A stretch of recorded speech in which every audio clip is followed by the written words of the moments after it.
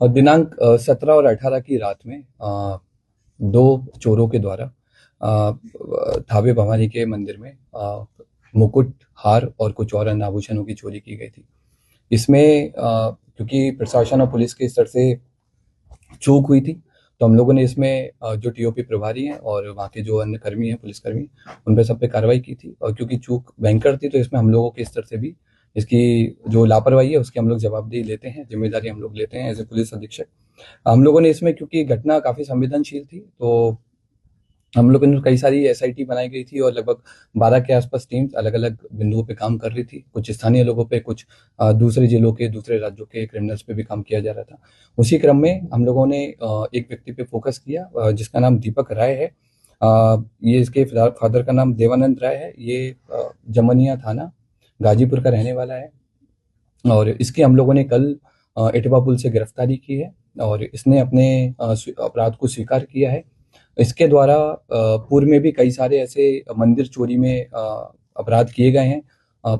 इसी साल मार्च 2025 में इसके द्वारा महू जिले के कोतवाली थाने में शीतला माता मंदिर में चोरी की घटना कारित की थी, जिसमें जेल गया था और 13 नवंबर को जेल से छूटा है। जेल से छूटने के बाद में फिर इसने थावे मंदिर और पुणे के एक बड़े मंदिर की रेकी करना स्टार्ट किया। वहाँ के सोने मुकुट के बारे में इसने गूगल पे और यूट्यूब पे अच्छे से सर्च किया और 10 और 11 की रात में थावे मंदिर में आकर प्रॉपर रेकी की और जिस तरह से घटना कारित की गई है उसी तरह से इसके द्वारा रेकी किया गया।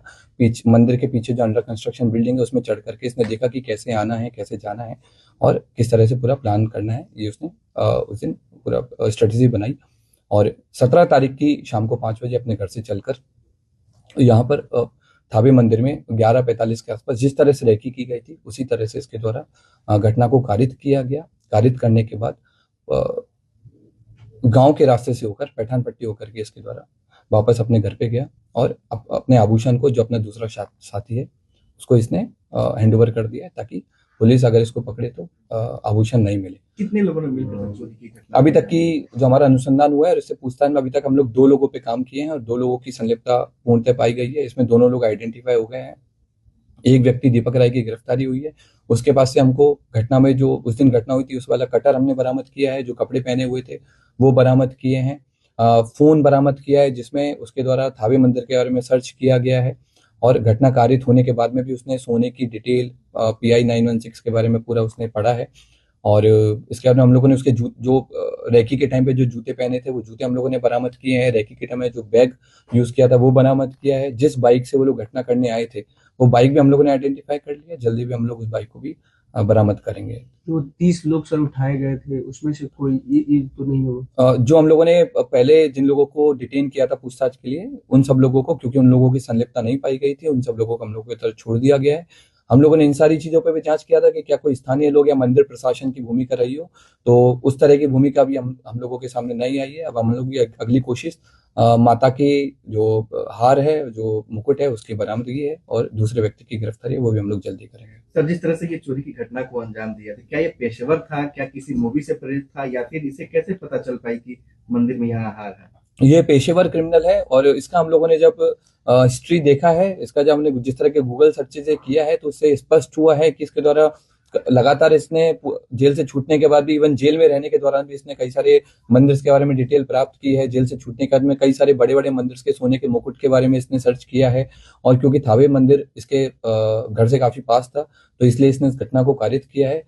इसने कई सारी जो क्राइम थ्रिलर है, जैसे जो बिहार बेस्ड एक मूवी बनी है उस पे भी इसने सर्च किया, उसके बारे में पढ़ा कि कैसे पुलिस अनुसंधान करती है, कैसे पुलिस अपराधी तक पहुंचती है, कांड का उद्भेदन करती है, ताकि उन सारे तरीकों से बच करके इसके द्वारा उन सारे तरीकों को यूज करके पकड़े जाने से बचा जा सके। ये मोबाइल भी लेकर पहुंचा था? नहीं, उस दिन ये मोबाइल नहीं लेके आया था। इवन जिस दिन रेकी करने आया था उस दिन भी इसने इंश्योर किया था कि इसका कोई भी डिजिटल फुटप्रिंट थावे या फिर गोपालगंज में नहीं रहे, ताकि अगर पुलिस कल को अनुसंधान करे या फिर कोर्ट में आगे ट्रायल हो तो इसके ऊपर कोई ऐसा प्रूफ नहीं मिले कि ये यहाँ पर मौजूद। कितने केसेस में सर ये वांछित रहा है? अभी तक के रिकॉर्ड के हिसाब से हमको इसके ऊपर 5 केसेस मिले हैं, जिनमें बनारस में इसने बाइक चोरी की है, महू में इसने मंदिर चोरी की है और भी हमें लोकल सोर्सेज से पता लगा है कि पूर्व में भी कई सारे मंदिरों में चोरी कर चुका है, लेकिन वो अभी तक उद्भेदन नहीं हो पाए थे इसलिए इसका नाम नहीं आया है।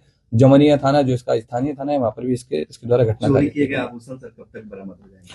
हम लोगों की जो टीम्स हैं अलग अलग जगह पर रेकी कर रही है आभूषण को लेकर के, और अनुमंडल पुलिस पदाधिकारी सदर के नेतृत्व में टीम और कई सारे इंस्पेक्टर्स के साथ मिलकर के टीम कैंप की हुई है जिले के बाहर, और हम लोग की पूरी कोशिश है कि जितना जल्दी हो सके हम लोग आभूषण की बरामदगी करें। क्या ये कोई संगठित गिरोह काम करता है या फिर ऐसे ही अपने से खुद ही? ये खुद अपने आप में एक संगठित गिरोह चलाता है, अलग अलग घटना के लिए अलग अलग लोगों को कन्विंस करता है जिनको पैसे की जरूरत रहती है, और घटना को कारित करवाता है।